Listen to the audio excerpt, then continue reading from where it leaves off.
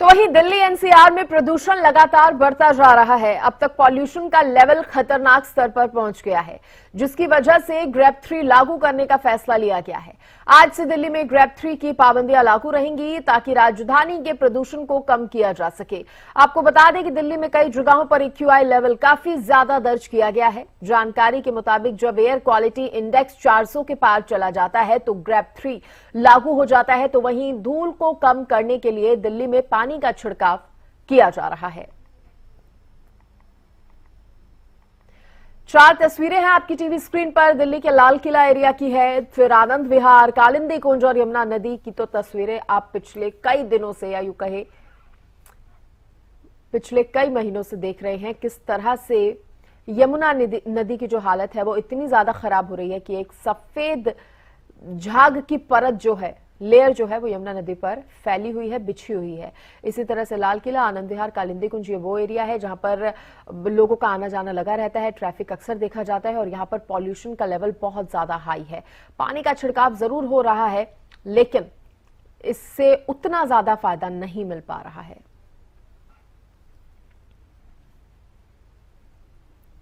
तो दिल्ली में हवा जहरीली हो चुकी है, लोग जहरीली हवा में सांस लेने को मजबूर हैं और इसी बीच ग्रेप 3 लगा दिया गया है जिसमें कुछ नियम होते हैं। कंस्ट्रक्शन पर रोक होती है, खनन पर भी रोक होती है जब ग्रेप 3 लग जाता है।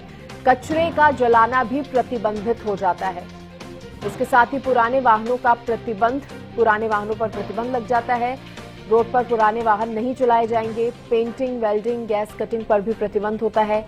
मलबे के परिवहन पर भी प्रतिबंध लगता है ग्रेप 3 में। सीमेंटिंग और प्लास्टर पर भी रोक है। इसके अलावा वाटर प्रूफिंग वर्क पर भी प्रतिबंध है। टाइल्स की कटिंग, ग्राइंडिंग और फिक्सिंग पर रोक। सड़क निर्माण और रिपेयरिंग वर्क पर प्रतिबंध।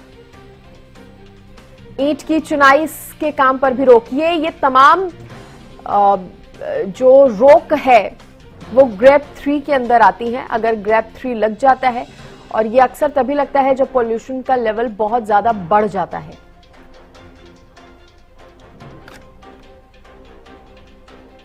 तो ये तमाम रोक लगाकर प्रदूषण का जो लेवल है उसको कम करने की प्रयास जो है वो कहीं ना कहीं किए जा रहे हैं।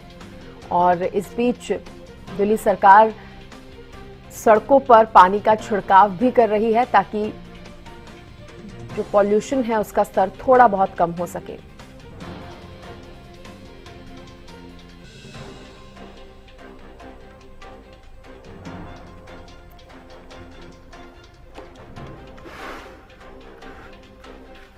कुरुक्षेत्र से मेरे सहयोगी गगन सांगर और सोनीपत से मेरे सहयोगी लाजपत भी मेरे साथ जुड़ गए हैं। सबसे पहले गगन, आपका रुख करना चाहूंगी, बात कुरुक्षेत्र की करें।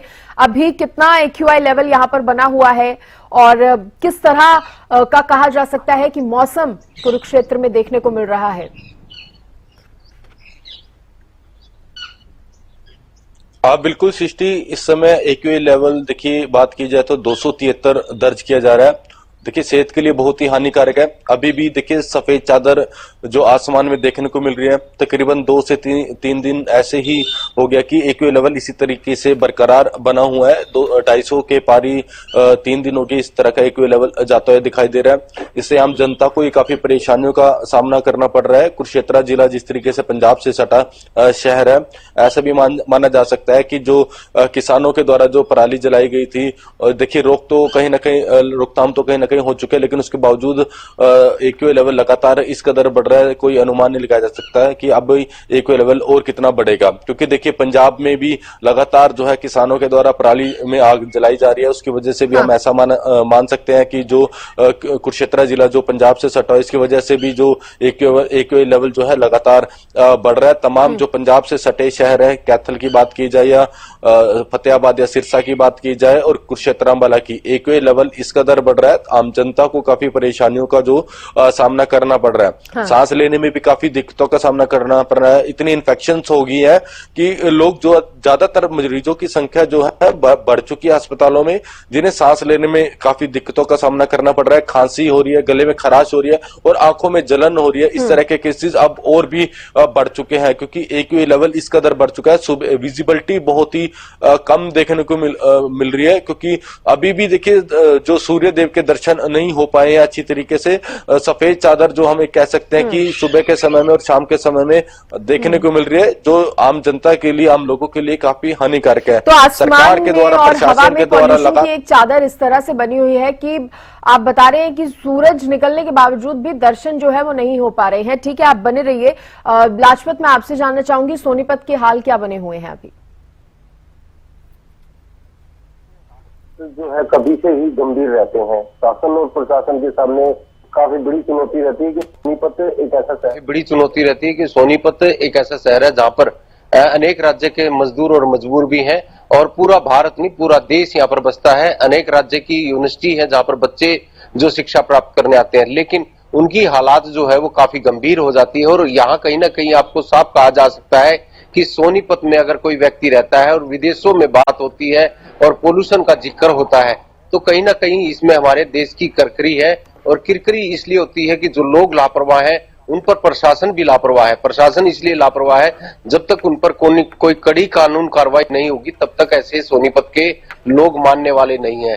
सोनीपत में ऐसा हमने देखा है कि जो फैक्ट्री एरिया है, जो दिल्ली से इकाई निकाली गई थी, जो पोल्यूशन फैलाती थी, वही सोनीपत में पनाह ले रही है। अवैध कॉलोनियों की जो है पनाह वो लगातार फैलती जा रही है। अवैध कॉलोनियों का पोल्यूशन इतना ज्यादा है, जो गंदा पानी है या उनकी गंदगी जो है वो भी काफी बढ़ती हुई नजर आती है। फैक्ट्रियों का पोल्यूशन सबसे ज्यादा है, जो जहरीला है, जो सांस लेने में भी काफी बड़ी दिक्कत करता है। तो जो फैक्ट्रियों की जो चिमनियां है वो धड़ल्ले से चलती है, उनका वेस्टेज। जी बिल्कुल, देखिए मैंने जैसे आपको बताया कि सोनीपत का प्रशासन अगर सख्ताई करेगा तो ही इस पर कार्रवाई हो सकती है, अन्यथा सोनीपत का प्रशासन कोई ध्यान नहीं दे रहा। आपको बता दूं, नगर निगम और नगर पालिका दोनों लगती है। नगर पालिका जो लगती है वो दिल्ली से निकलते ही सिंघू बॉर्डर जो कुंडली क्षेत्र पड़ता है, काफी बड़ा फैक्ट्री एरिया है, वहां पर भी अभी तक कोई कार्रवाई नहीं। नगर निगम जो सोनीपत शहर में लगता है और सोनीपत शहर के आसपास की फैक्ट्रियां पोल्यूशन फैला रही हैं, उन पर कोई कार्रवाई नहीं। डीसी सोनीपत की तरफ से अभी तक कोई बड़ी कार्रवाई नहीं। तो ये साफ साबित होता है कि जो लोग लापरवाह हैं उन पर कहीं ना कहीं जो प्रशासन की पकड़ नहीं है, इसलिए कहीं ना कहीं लोगों को आफत का सामना करना पड़ता है। आपको भी खूब पता है जब कोरोना जैसी महामारी आई थी, लोगों के लिए कितनी बड़ी आफत बनी थी। अब ये जो अस्थमे के, जो एलर्जी के, जो गर्भवती महिलाएं हैं, उनके सामने काफी बड़ी चुनौती रहती है इस तरीके का जो पोल्यूशन होता है। आपको भी खूब पता है जब डॉक्टर कहता है कि सुबह की मॉर्निंग वॉक सबसे जरूरी होती है उन पेशेंटों के लिए जिनको शुद्ध वातावरण की जरूरत होती है। और ऐसा भी नहीं है, डॉक्टर्स भी सलाह दे रहे हैं, एडवाइजरीज भी जारी हो रही हैं। गगन से मैं जानना चाहूंगी, गगन, लोग कितने जागरूक नजर आ रहे हैं या लोग कितने अलर्ट नजर आ रहे हैं प्रदूषण को लेकर? जिस तरह से कहा जा रहा है कि आप मास्क लगाइए, घर से कम बाहर निकलिए, तो इसको लेकर लोगों का कैसा रिस्पॉन्स है? बिल्कुल सृष्टि, देखिए कुरुक्षेत्र जिले की बात की जाए तो अब अक्सर जो बच्चे या बुजुर्ग हैं उनकी देखिए संख्या जो बाजारों में बहुत ही कम देखने को मिल रही है। अधिकतर जो बुजुर्ग बाजारों में सामान लेने के लिए भी आ रहे हैं वो मास्क का प्रयोग जरूर करते हुए दिखाई दे रहे हैं। देखिए आज एक्यूआई लेवल जो इस कदर बढ़ा है तो इसके जो जिम्मेदार वो स्वयं खुद लोग ही हैं, क्योंकि देखिए प्रशासन के द्वारा जो बार बार जो एडवाइजरी जारी की गई थी कि पराली में आग ना जलाई जाए, उसके बावजूद आग जलाई गई। पटाखों पर कई जगह बैन था कि 10 बजे तक पटाखे जला सकते, उसके बावजूद पटाखे जलाए गए। देखिए दीपावली के बाद ही इस तरीके से एक लेवल बढ़ा है कि आम जनता बहुत परेशान हो चुकी है। देखिए लोग कहीं ना कहीं सतर्क तो देखने को मिल रहे हैं। अक्सर जो युवा है वो भी आंखों पर चश्मा लगाते हुए दिखाई दे रहे हैं, क्योंकि आंखों में इन्फेक्शन ज्यादातर हो रही है, क्योंकि बाइक या पैदल चल भी रहे हैं। तो देखिए जिस कदर एक्यूआई लेवल बढ़ रहा है तो परेशानियां तो हो ही रही है। इन्फेक्शन की बात की जाए, स्किन इन्फेक्शन की बात की जाए, आंखों में जलन, इस तरह से बचाव के लिए लोग अब कुछ ना अलग अलग तरीके, जिस तरीके से मास्क या फिर गॉगल्स लगाते हुए दिखाई दे रहे हैं। अभी फिलहाल देखिए सृष्टि, देखने वाली बात होगी कि इस पोल्यूशन से कब निजात जो है आम जनता पाएगी। ठीक है गगन, सबसे बड़ा सवाल यही है क्योंकि अब सरकार भी अपनी तरफ से प्रयास कर रही है, लोग भी कहीं ना कहीं अलर्ट है। कितनी जल्दी प्रदूषण का लेवल कम होता है ये देखने वाली बात होगी। फिलहाल के लिए बहुत शुक्रिया गगन आपका भी और लाजपत आपका भी। तो देखिए हरियाणा और दिल्ली दोनों ही जगह पर प्रदूषण का लेवल जो है वो बढ़ रहा है, जिसको लेकर लोगों को भी कहा गया है कि आप अलर्ट रहें, सावधानियां बरतते रहें।